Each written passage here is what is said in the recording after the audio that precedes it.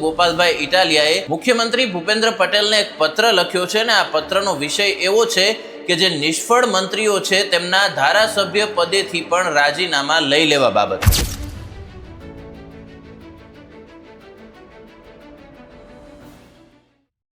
ગુજરાત સરકારમાં મંત્રીઓનું વિસ્તરણ થવાને હવે ગણતરીના કલાકો બાકી છે, ત્યારે જે પ્રમાણે આપ બધા જાણો છો કે બધા જ મંત્રીઓના રાજીનામા અત્યારે લઈ લેવામાં આવ્યા છે। પરંતુ આ સમાચારની વચ્ચે મોટા એક સમાચાર એ મળી રહ્યા છે કે વિસાવદરના આમ આદમી પાર્ટીના ધારાસભ્ય ગોપાલભાઈ ઇટાલિયાએ મુખ્યમંત્રી ભૂપેન્દ્ર પટેલને એક પત્ર લખ્યો છે ને આ પત્રનો વિષય એવો છે કે જે નિષ્ફળ મંત્રીઓ છે તેમના ધારાસભ્ય પદેથી પણ રાજીનામા લઈ લેવા બાબત। તો આ આખો જે પત્ર મુખ્યમંત્રીને ગોપાલ ઇટાલિયા દ્વારા લખવામાં આવ્યો છે, રાજીનામા આપી દેવામાં આવ્યા છે અને લઈ લેવામાં આવ્યા છે, આ બંને શબ્દો વચ્ચે બહુ મોટો ફરક છે। આપી દેનાર માણસ શક્તિશાળી ગણાય, એનામાં વટ ગણાય, એ માણસમાં નેતૃત્વની ક્ષમતા ગણાય કે જ્યાં હું તારી કેબિનેટમાં રહેવા નથી માંગતો, આ આપી દીધું રાજીનામું। અને લઈ લેવામાં આવ્યા છે એનો અર્થ એ કે ચલે બેટા રાજીનામું આપ ચલ, એવું કહેવામાં આવે અને કયાગ્રો આદમી હોય, કયાગ્રો દીકરો હોય એવી રીતે પટ પટ પટ પટ પટ લખી આપે, એને રાજીનામું લખી આપ્યું કહેવાય। હું કેટલાય દિવસોથી મંચ ઉપરથી કહી રહ્યો છું, અલગ અલગ અનેક સભાઓમાં મેં કીધું, જગ જાહેર કીધું કે ભાજપના ધારાસભ્યો કે મંત્રીઓની ઇજ્જત કે એમનો પાવર કે એમની લાયકાત વિધાનસભામાં માત્ર પટાવાળા બરાબર છે। મેં 50 સભાઓમાં આ વાત જાહેર મંચ ઉપરથી કીધી ત્યારે ભાજપના કેટલાક નેતાઓને ગમ્યું નહીં, એને મારા શબ્દો આકરા લાગ્યા, આ મારા શબ્દો કડવા લાગ્યા। મેં તો ત્યાં સુધી કીધું કે પોતપોતાના તાલુકામાં કે જિલ્લામાં કે વિસ્તારમાં કે પોતપોતાની જ્ઞાતિમાં જે સિંહ બનીને ફરે છે, ટાઈગર બનીને ફરે છે, વિધાનસભામાં એ મીંદડી થઈ જાય છે, પટાવાળા બની જાય છે। નવા જબ્બા, નવી બંડી અને 5 પાગ્યા લઈને વિસ્તારમાં ફરવાનું, પોતાના તાલુકા જિલ્લામાં આમ જનતાને દબાવવાની, સરકારી તંત્રને દબાવવાનું, એ બધું ઠીક છે, પણ વિધાનસભાની અંદર પટાવાળાથી વિશેષ આમની કોઈ લાયકાત નથી। આજે સાબિત થઈ ગયું। મને વિસાવદર વિધાનસભાની જનતાએ ધારાસભ્ય બનાવ્યો, પછી હું વિધાનસભાના સત્રમાં ગયો અને મેં મારી નજરે જોયું કે ભાજપના એક પણ ધારાસભ્યનું કશું જ ઉપજતું નથી। પટાવાળા કરતા પણ એમનું નીચેનું ધોરણ છે, નીચેનું સ્ટાન્ડર્ડ છે। અને મેં ત્યાં સુધી કીધું કે જો મારી વાત ખોટી હોય તો વિધાનસભાના સીસીટીવી ફૂટેજ, લાઈવ રેકોર્ડિંગ થાય છે કરોડો રૂપિયાના ખર્ચે, વિધાનસભાના સત્રની કાર્યવાહી લાઈવ બતાવવામાં આવે ગુજરાતની જનતાને, એટલે જનતા પોતે જોશે ને વિડીયોમાં ભાજપના ધારાસભ્યોને, તો જનતા પોતે સમજી જશે કે આ તો પટાવાળા છે, આ કોઈ ધારાસભ્ય મંત્રી નથી। હું કેટલા સમયથી કહેતો આવ્યો છું કે આમની પાસે કોઈ પાવર જ નથી, આમની પાસે કોઈ ક્ષમતા નથી, આ કઈ બોલી શકે એમ નથી। લો ઉપરથી ગાંધીનગરથી આદેશ આવ્યો અને કીધું કે હાલો બધાય આપી દો રાજીનામા, ચલો, તો બધાએ મૂંગા મોઢે, નીચા મોઢે, વિલા મોઢે જેમ કીધું એમ લખી આપ્યું। તો આ મંત્રીઓ જનતાનું શું કલ્યાણ કરવાના? પોતાનું કલ્યાણ નથી કરી શકે એમ, પોતાના માટે કઈ દલીલ ન કરી, કોઈ તર્ક ન કર્યો, કોઈ આર્ગ્યુમેન્ટ નહીં, કશું જ નહીં, કીધું એટલે લખી દીધું। તો કેટલા નિષ્ફળ માણસો છે આ બધા, અને કેટલા અસક્ષમ માણસો છે। તમે વિચારો કે ઉપરથી એક આદેશ આવ્યો ને બધાએ લખી દીધું, અને આપણે જનતા એમ આશા રાખીએ છીએ કૃષિ મંત્રી ખેડૂતોનું કલ્યાણ કરશે અને ગૃહમંત્રી ગુજરાતમાંથી કાયદો ને વ્યવસ્થાને દુરસ્ત કરી ગુંડા નાબૂદ કરશે, સહકાર મંત્રી સહકારી મંડળીનું મજબૂત કરશે નેટવર્ક। આપણને એવી આશા છે કે આ બધા પોતે પોતાનું કંઈ કરી શકે એમ નથી। દોસ્તો, આજે જે મંત્રીમંડળનું રાજીનામું લઈ લેવામાં આવ્યું છે એના ઉપરથી એક બીજી વાત ફલિત થાય છે કે આ લોકો નિષ્ફળ રહ્યા છે। આજે કઈ 20, 25, 50, 16 રામ જાણે જે આંકડો હોય તે, કેમ કે મંત્રી કોણ છે એ કોઈને ખબર નથી, તો કેટલા છે એ તો ક્યાંથી ખબર પડે? બધું લોલમ લોલ રામ ભરોસે તંત્ર છે। જેણે જેણે આજે રાજીનામું લખીને આપી દીધું કે ઉપરવાળાના આદેશ પ્રમાણે, એનો અર્થ એમ થયો કે ઉપરવાળાએ આ લોકોને મંત્રી બનાવ્યા ત્યારે એમની પાસેથી કંઈક કામ લેવાનું નક્કી કર્યું હશે અને આ લોકો નિષ્ફળ ગયા છે, ફેલ ગયા છે, નકામ ગયા છે। હવે આવા નિષ્ફળ લોકો જનતા તો કહેતી જ હતી કે સરકાર નિષ્ફળ છે, સરકાર કામ નથી કરતી, સરકાર આમ કરે છે. જનતા તો કહેતી જ હતી. જનતાએ તો કીધું, ખેડૂતો આંદોલનો કરીને કહે છે કે ભાઈ સરકારમાં દમ નથી. જુવાનિયાઓ આંદોલન કરીને કહે છે કે સરકારમાં કોઈ દમ નથી. સરકારી કર્મચારીઓ, આંગણવાડીની બહેનો, આશા વર્કર બહેનો, હોમગાર્ડ, પોલીસ વાળા કહે છે કે ભાઈ ગૃહમંત્રીમાં કોઈ દમ નથી. જનતા તો ગાય વગાડીને ગળા ફાડીને કહેતી હતી કે આ સરકારમાં કોઈ દમ નથી, આ બોગસ છે, નિષ્ફળ છે, બધું જ છે. જનતા જે દિવસે આ લોકોને નિષ્ફળ કહેતી હતી ત્યારે ભાજપીય કડદા પાર્ટીની સરકારે પોલીસ મોકલીને બધાને દંડા મરાવ્યા. પણ આજ ગુજરાતના મુખ્યમંત્રી અને ભાજપીય કડદા પાર્ટીની સરકારે સ્વીકાર્યું કે આ એમના બધા મંત્રીઓ છે ને એ નિષ્ફળ માણસો છે, એ ફેલ ગયેલા માણસો છે, નાકામ માણસો છે, આમનામાં કોઈ કામ કરવાની ક્ષમતા, આવડત કે કંઈ છે નહીં, આ બધા હાવ નિષ્ફળ માણસો છે, એવું સરકારે પોતે કબૂલી લીધું. તો અમે તો વર્ષો પહેલા કહેતા હતા કે આ નિષ્ફળ માણસો છે. તે દિવસે તમે અમને પોલીસના દંડા મરાવ્યા, એફઆઈઆરો કરાવડાવી, અને આજ મુખ્યમંત્રીએ પોતે કબૂલ્યું. દિલ્હીમાં બેઠેલા ભાજપીય કડદા પાર્ટીના જે કાંઈ વરિષ્ઠ નેતાઓ હોય એણે કબૂલ્યું, અને બંનેએ કબૂલ્યા નહીં, એણે સ્વીકાર્યું કે હા અમારી સરકાર નિષ્ફળ ગઈ છે, એટલે જ તો રાજીનામા લઈ લીધા.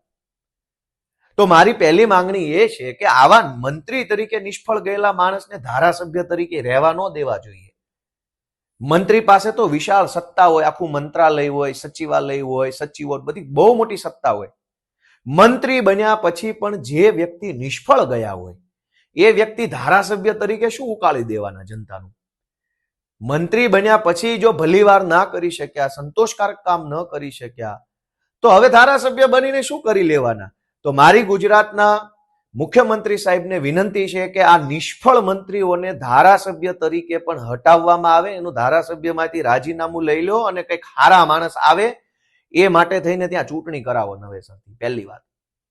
બીજી વાત કે આ સરકાર છે કે સર્કસ છે?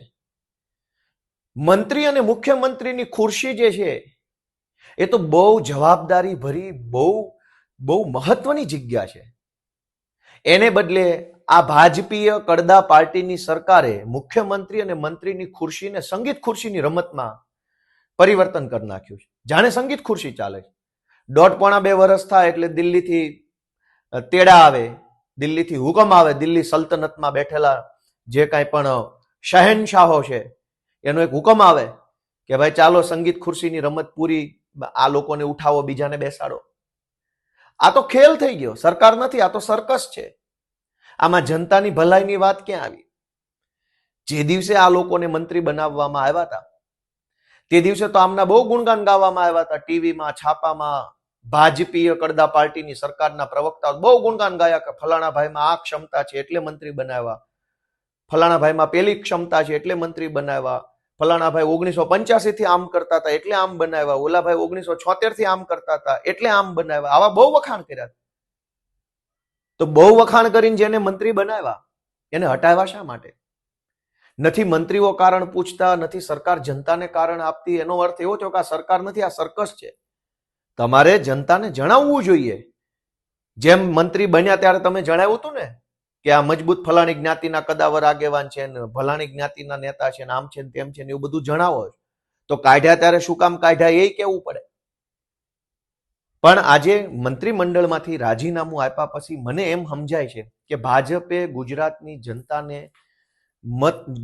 જનતાના મતથી બનેલી સરકારને સર્કસ બનાવી દીધું છે. સંગીત ખુરશીની રમત છે. 1.5 વર્ષ તારો વારો, 1.5 વર્ષ બીજાનો વારો, એના પછી બીજાનો વારો, બધાને 2 પૈસા ભેગા કરી લેવાની વ્યવસ્થા કરી આપતા હોય એવું જણાય આવે છે. આ જે કઈ મંત્રીઓ હતા એ મંત્રીઓએ પોતાના ભાઈઓ, ભત્રીજાઓ, કાકાઓ, ફઈઓ, શાળાઓ, બનેવીઓ, જમાઈ, એમના બધા સગાવાલાને નાના મોટા સરકારી કોન્ટ્રાક્ટમાં, નોકરીઓમાં ગોઠવી દીધા હશે. 1.5-2 વર્ષ સુધી ધરાઈને માલ બનાવ્યો. એટલે દિલ્હી સલ્તનતમાંથી શહેનશાહનો ફોન આવ્યો કે ચલો ભાઈ હવે નંબર બદલો, બીજાનો વારો આવવા દો. ગામડામાં જૂના જમાનામાં જમવામાં પંગત બેસતી. પંગત એને પંગત કહીએ એટલે લાઈનસર બધા લોકો પલાઠી વાળીને જમવા બેસે. એક પંગત પૂરી થાય એટલે બીજી પંગત, બીજી પૂરી થાય એટલે ત્રીજી પંગત. આ તો સરકારની પંગત બનાવી દીધી છે ભાજપે. પહેલી પંગત પૂરી થઈ ગઈ એટલે પહેલી પંગતને કીધું કે જાઓ નીકળો, હવે તમારા દાળ ભાત આવી ગયા છે, વાત પૂરી. બીજી પંગત પાડો, હવે બીજા આવશે. હવે બીજા જે મંત્રી આવશે એના શાળા, એના બનેવી, એના જમાઈ, એના ભત્રીજા, એના વેવાય, એ બધા કમાશે. પછી ત્રીજા મંત્રી આવશે. તો મંત્રી પહેલા બનાવ્યા એ પણ જનતા માટે નહોતા બનાવ્યા, હવે બનશે એ જનતા માટે નહીં બને, એના પછી બનશે એ જનતા માટે નહીં બને. ખુરશી પર બેસી અને બધાને 100, 500 કરોડ રૂપિયા ભ્રષ્ટાચાર કરીને કમાઈ લેવાની સગવડ ભાજપ આપે છે. દર 1.5, 1.5, પોણા 2 વર્ષે સરકારના મંત્રી બદલવાના અને બધા થોડા થોડા પૈસા કમાય એટલે પછી ચૂપચાપ આખી જિંદગી ભાજપમાં બેસી રહે. અને ત્રીજો પ્રશ્ન કે ગુજરાતમાં આ રમત ક્યાં સુધી ચાલશે? જનતાના ઘરમાં ખાવાના ફાંફા છે, બાળકને ભણાવવાના પૈસા નથી. ઘરનો કોઈ વ્યક્તિ બીમાર પડે તો દવાખાને લઈ જવા માટેની સુખ સગવડ નથી. દીકરી પરણાવી હોય તો અનેક મા બાપો લાચાર છે. લોકોને કામ ધંધા ચાલતા નથી, લોનોના હપ્તા ચડી ગયા છે, ગાડીઓની લોન, મકાનની લોન, ધંધાની લોન, ઓફિસની લોન, દુકાનની લોન. હજારો લોકોના ખેતરો ગીરવે મુકાઈ ગયા છે બેંકો પાસે. માંડ માંડ 2% ભેગું કરે છે, એટલી લાચાર પરિસ્થિતિમાં જનતા જીવે છે. અને એવા સમયે ભાજપ જલસા કરે છે. થોડી વાર આ મંત્રીનો પૈસા ખાવાનો વારો, પછી બીજા મંત્રીનો પૈસા ખાવાનો વારો, પછી ત્રીજા મંત્રીનો વારો, પછી ચોથા મંત્રીનો વારો. આ ક્યાં સુધી ચાલશે? આજે જે મંત્રીમંડળમાં રાજીનામા લઈ લેવામાં આવ્યા છે એમાં એક બીજી વાત છે કે આવતીકાલે નવા મંત્રીમંડળની શપથ વિધિ થવાની છે. રાજ્યપાલશ્રીનું આમંત્રણ કાર્ડ પણ છપાઈ ચૂક્યું છે અને સોશિયલ મીડિયામાં ફરે છે કે આવતીકાલે સવારે આઈ થિંક 11:30 વાગ્યા આસપાસ મહાત્મા ગાંધી મંદિરની અંદર શપથ વિધિ છે. એ રાજ્યપાલના એ કાર્ડમાં ઉપર એવું લખ્યું છે કે પદનામિત મંત્રીઓની શપથ વિધિ. એનો અર્થ એ થયો કે પદનામિત એટલે કે મંત્રીમંડળ રચાઈ ચૂક્યું છે અંદર ખાને, અને મંત્રી નક્કી થયા હોય તો જ શપથવિધિ કાલે થાય. એવું નથી કે કાલે નક્કી થાય, કેમ કે રાજ્યપાલ શ્રીને મુખ્યમંત્રીએ કાયદા પ્રમાણે જાણ કરવી પડે પત્ર લખીને કે હું રમેશભાઈને, છગનભાઈને, મગનભાઈને મારા પટાવાળા મંત્રી તરીકે રાખવા માંગુ છું. એવો પત્ર લખવો પડે. એ પત્રના આધારે રાજ્યપાલ નિર્ણય લે કે ભાઈ મુખ્યમંત્રીએ જે પટાવાળાઓના નામ લખીને આપ્યા છે એને હું કાલે શપથ અપાવીશ. એનો અર્થ એ થયો કે ભવિષ્યમાં જે કાંઈ પટાવાળા બનવાના છે એમના નામ નક્કી થઈ ગયા છે, પણ એ નામ ચર્ચામાં ક્યાંય જાહેરમાં આવતા નથી. અમારા ગુજરાતના જુવાનિયાના પેપર તો તરત લીક થઈ જાય છે. જે મંત્રી જગ જાહેર બનવાના જ છે એના નામ એક દિવસ પહેલાય લીક નથી થતા, અને અમારા જુવાનિયાઓના, અમારા દીકરા દીકરીઓના પેપર તો મહિના અગાઉ લીક થઈ જાય છે. તમારા મંત્રીના નામ હજુ સુધી કોઈને કન્ફર્મ નામ મળતા નથી.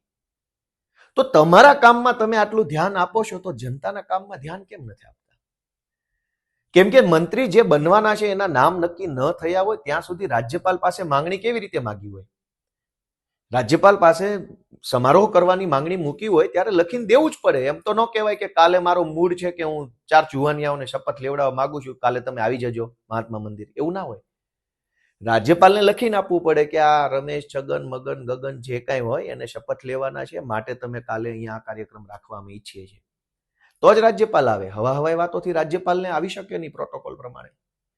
તો નામ નક્કી હોવા છતાંય ક્યાંય જાહેરમાં આવતા નથી.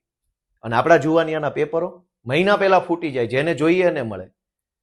દોસ્તો, આ વ્યવસ્થા બદલવા માટે બધા થોડાક આગળ આવો.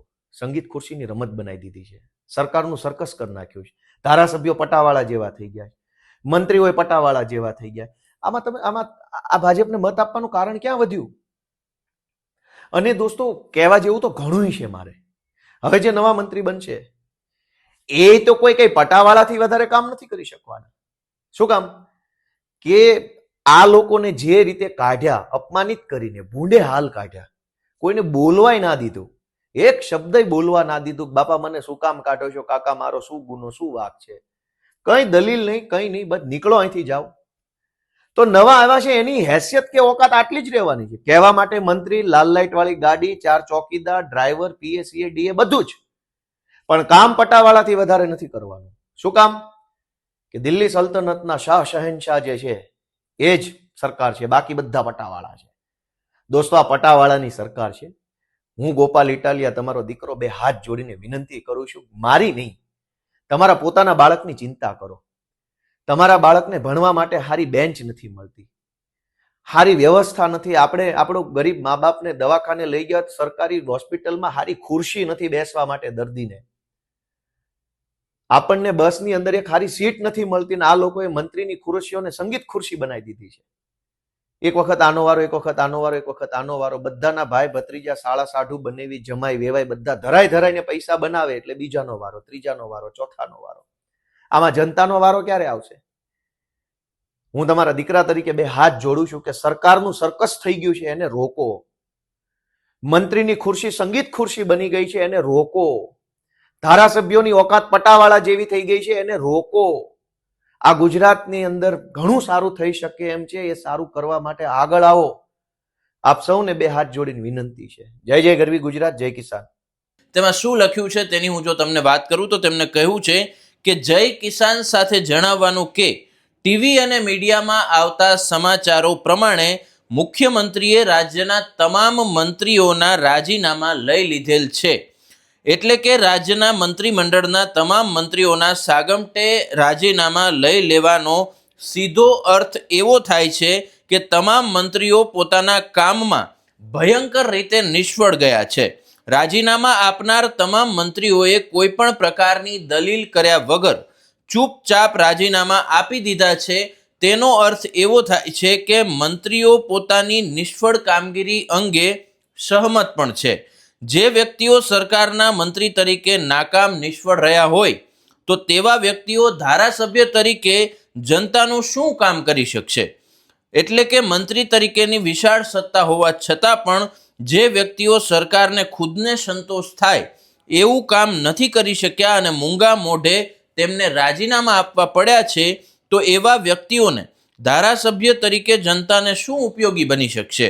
આવા નિષ્ફળ વ્યક્તિઓને જનતાની ઉપર ધારાસભ્ય તરીકે થોપી બેસાડવા ન જોઈએ અને તેમના રાજીનામા લઈ લેવા જોઈએ. આથી ગુજરાતની જનતા વતી મારી એ માગણી છે કે મૂંગા મોઢે રાજીનામું આપનાર તમામ નિષ્ફળ મંત્રીઓને ધારાસભ્ય પદેથી પણ દૂર કરવામાં આવે અને તેમના ધારાસભ્ય પદ પરથી પણ રાજીનામું માંગી લેવામાં આવે. આ પ્રકારનો પત્ર તેમને હાલ લખ્યો છે, જે ચર્ચાનું કેન્દ્ર બન્યો છે. આમ તો મંત્રીમંડળનું જે વિસ્તરણ હોય છે એ એક અર્થમાં વહીવટી પ્રક્રિયાનો ભાગ પણ જ હોય છે, પરંતુ જે પ્રમાણે અત્યારે ગોપાલ ઇટાલિયા એક્ટિવ જોવા મળી રહ્યા છે અને ગુજરાતની જનતાની જે એન્ટી ઇન્કમ્બન્સી ભારતીય જનતા પાર્ટીની સરકાર પરત્વે જોવા મળી રહી છે, એવું ન કહી શકીએ કે બધા જ મંત્રીઓ નિષ્ફળ ગયા છે, પરંતુ જનતાનો જે વિરોધનો સૂર છે તેના વતી એક વિરોધ પક્ષ તરીકે ધારાસભ્ય ગોપાલ ઇટાલિયાએ અત્યારે આ પ્રકારનો પત્ર લખ્યો છે.